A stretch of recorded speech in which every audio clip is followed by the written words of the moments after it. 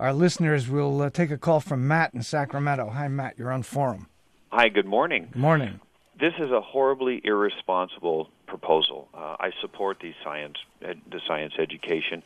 It really gambles the future of our students and even the UC and CSU admissions pool on an initiative, a hopeful initiative, that will propose essentially a tax on voters. And voters over the past several years, many years, have resoundingly rejected all tax proposals.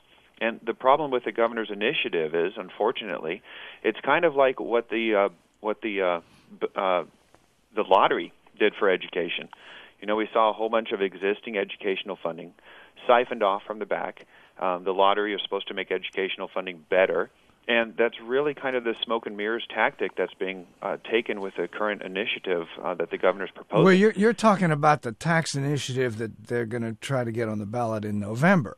Yes. And you're not specifically talking about the proposal to drop the mandate of 2 years of science here, right? Well, and the proposal is irresponsible because this funding has been in place for the last 30 years, and there's no reasonable expectation that the schools who are barely able to keep the lights on and keep the facilities updated and can't even have modernized textbooks, that they're going to somehow find money in their existing budget to continue science education when it's not being funded. All right. Well, thank you for your call. And let's take another call here from MeTee in Sacramento. Hi, you're on Forum. Hi. Yes, thank you for having me on. I wanted to talk about the fact that schools don't really want to cut science classes, and unfortunately, if this mandate goes away, they may end up having to. They are doing layoffs, and when you go through the layoff process, sometimes the science teachers are accepted because they're hard to find and because they're needed to fulfill the mandate. If the mandate goes away, then these science teachers are going to get laid off, and then the school literally won't have anyone to teach the class. And without the mandate, then they will just say, oh, well, we don't have a teacher and we don't have to teach the class anyway.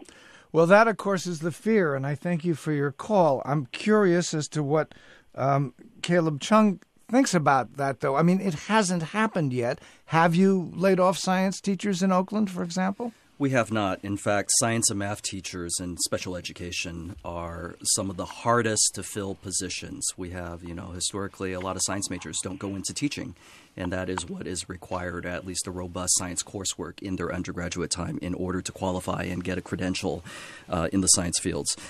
We have seen, I think this has already been said, but we've seen other flexibility funding initiatives really changed the landscape of education in our schools, that what we're able to provide. So that includes the libraries, dramatic cuts to textbooks that in the past have been allocated funding specifically for those purposes, GATE, which is the Gifted and Talented Education Program, and more specifically to us, BITSA, which is the Beginning Teacher Support and Assessment. You're talking budget. about cuts that have hurt. So, well, again, it's a similar situation. They're not technically cuts, but traditionally, these are funds, money that is set aside for these specific programs, and what's been changed is the funding flexibility, that these are no longer mandated funded proposal. So, the funding goes towards the general pot, and in times of financial challenge, schools are going to use those for their overhead and the overall programming, and we've seen these programs go. Libraries get smaller. We're no longer able to support our new teachers, especially our math and science teachers. So given the bad financial situation that the state is in and the cuts to education, doesn't it make some kind of sense to actually say, look, these are tough times. We don't have enough money. We're going to give you guys some money, and you decide how to spend it. We aren't going to mandate everything for you. Doesn't that make some sense? And I think that's looking at it in a more positive light, right? To allow local control and allow school districts to make their own decision on how to use the money. The concern, as Rick pointed out earlier, is sort of what kind of expectations are we setting for our students? And I think the number one the biggest issue around this is how we are potentially shortchanging our students, and especially our students who have the highest needs and challenges. Historically, we have an achievement gap with our African American and Latino students. A lot of districts, the achievement gap is as much as 50 to 100%. compared to white and Asian American students. And when you talk about the achievement gap, you're really talking about the outcome, the end product of test scores and grades and the type of courses that they take. But what leads to that are the opportunity gaps or the resource gaps or specifically the expectation gaps. And I think, H.D. Palmer and Rick are correct that the students that are already slated to go to college or have a college-going culture and that expectation, they're going to take 2, 3, 4 years of science. That's not a problem. Assuming you offer it. Assuming we offer it, correct. And that, the parents are going to demand it and schools are still going to offer it. But if we essentially lower the expectations for this other population of students who already are challenged and have a lot of needs and come from very, very difficult situations, then ultimately we're not serving them. Okay. Spencer, can I throw something in here? This is Rick Palmer. This is Rick Palmer again, yes. There are a couple of things that have been thrown around in this conversation over the last hour that I think we need to be very cautious about. One is that the proposal, the last time that I heard it for the mandate elimination, was that some mandates that deal with safety of students, or I believe special education, will continue to be funded under a block grant. But science and those other 5 that HD commented about will not be included in the block grant. So if someone says, well, there's going to be this block grant and schools will have the ability to choose how to fund those things that are in the mandate, science will be eliminated from that block grant funding. So money that will go towards existing mandates will only go towards certain existing mandates, again, that have to do with student safety primarily. And parent communication, I believe, the other thing is. And then there is also a comment that I've heard, and I've heard it from the finance office, that schools are required to offer a curriculum that will meet the admissions requirements to the University of California and the California State University system. And I've been searching through the Ed Code, and all I can find is that requirement is that they will make available to students a curriculum that would allow them to enter a California public post-secondary education institution. There's a huge difference in that statement in the sense that our community college system will bear the brunt of students who are not prepared for UC requirements, and they will still qualify under that line in the Ed Code that says a post-secondary public education institution. And the community colleges, of course, are having their own problems. Exactly. Lots of problems. Yes. Can't even get into some of them. You can't find classes. We did a forum show on that a few weeks ago. Right. The report, just for your edification, the issue about elementary schools not having science was covered in a report called High Hopes and Few Opportunities that was put together by the Center for the Future of Teaching and Learning at West Ed. So that information, I know Caleb has referred to it too, and I'm sure he's seen that report.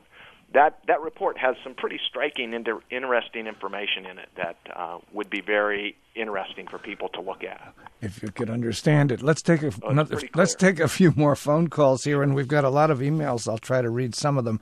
But Elise in San Mateo, hi. Hi. I moved from the East Coast to California 2 years ago. My kids are in public school, and I have been trying to sort out the mess that you all are just covering one piece of today.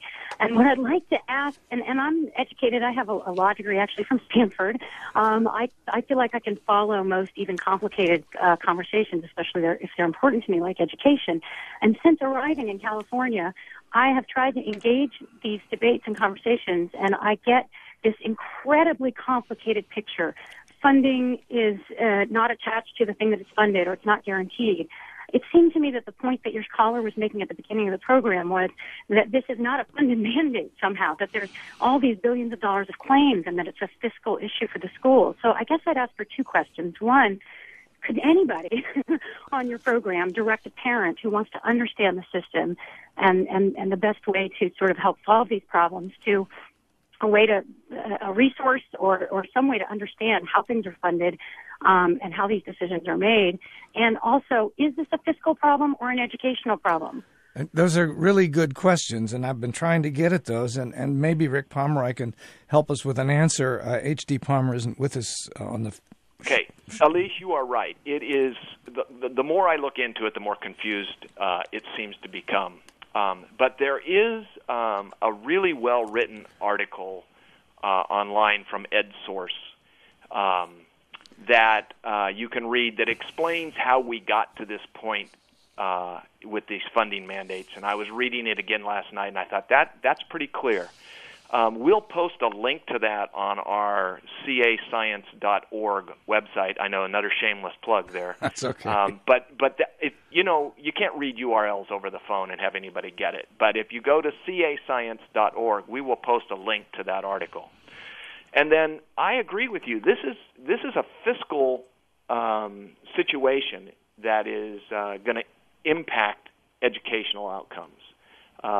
They clearly have a bill due to the schools that continues to increase because of the complicated legislative background of how schools are funded in California, which is different than on most schools in the East Coast.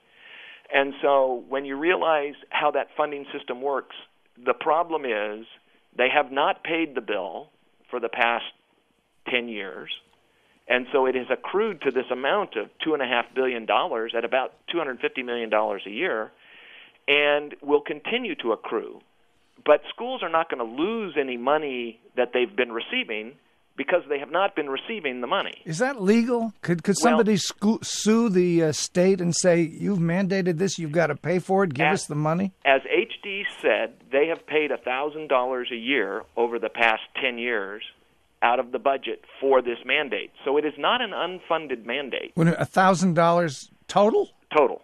It's not an unfunded mandate. That $1,000 qualifies it as an underfunded mandate. Wow. Which, in the complicated language, I'm sure there's some place that says, given the financial climate of the state, there's probably language somewhere that says we can underfund things if the state declares an emergency or something. Right. Again, I'm not a legislator, I'm not a lawyer, but my guess is that that's where it is. Well, somebody used the phrase smoke and mirrors earlier.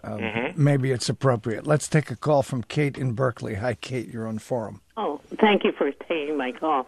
I was horrified to find that the elementary schools have given up on science.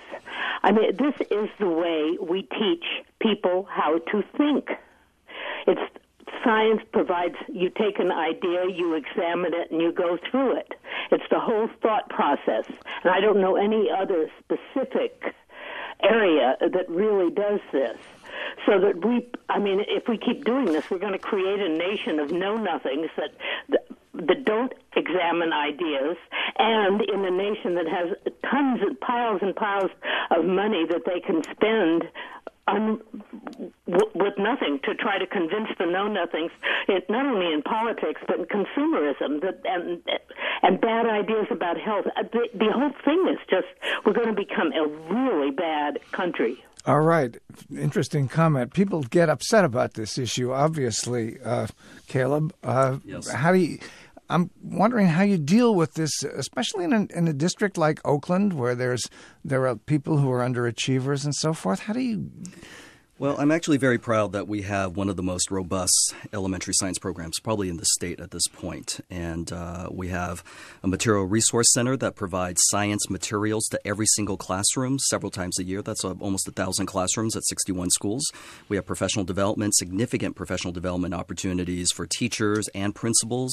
And we actually have a district policy requiring elementary instruction weekly at every grade level, K through 5. And you get some financial support from foundations and so forth as well. Correct. So, I did a story recently on TechBridge, which is in many of the schools a program for girls in science, and it seems to help.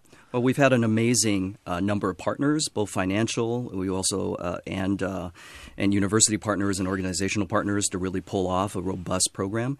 And we've also gone after some state and federal grants that in turn have supported our teachers and schools. But it's a sad day when a school district supposed to be supported by taxes is dependent on grants from foundations and companies and so forth, I guess. Yes. Let's read a couple of emails we've got and comments. If we remove the 2-year requirement, then and some schools will opt for alternative curriculum, leaving out labs and other science equipment. Thus, those locations will institute an inability to teach science for the coming future. Schools from those districts will not serve kids adequately and leave them behind. We've got several comments along those lines.